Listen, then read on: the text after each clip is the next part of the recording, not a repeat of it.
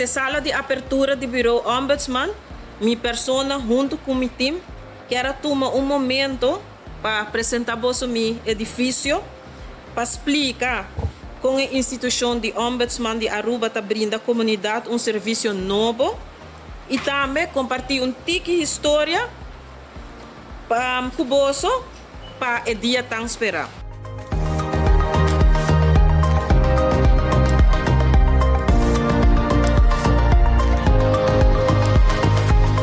Desde 1 de outubro ano passado, eu rol acerca.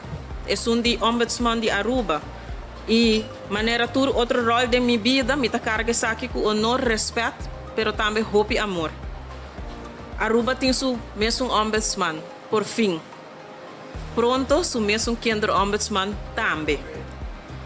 Maneira nós estamos chamada em boca de pueblo, defensor de pueblo, e me assumir o rol aqui maneira mabisa com honor e orgulho para servir meu país, para contribuir no Mihong Aruba, comunidade Aruba mestersa que está na altura, que o trato apropriado sempre lota é ponto de saída.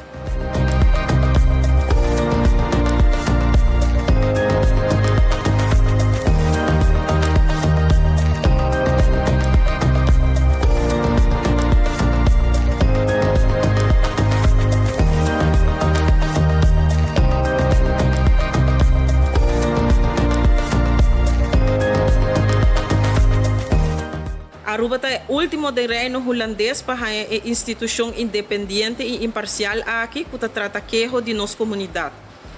Pero nós está sim a instituição e para essa aqui nós me sentimos orgulho que nossa lei é um dos mais modernos do reino. Me por bisaboso que tour caminha com uma bai na Rotterdam, na Den Haag, tour ombudsman ta jaloers riba mi lei.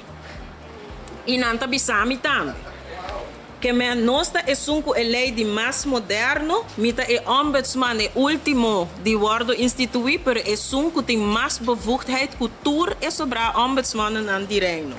Nós é a regra é coisa mais netjes de nossa lei. E isso significa que para nós gente não que a verota bem entregar queijo, nós tem mais possibilidade ainda.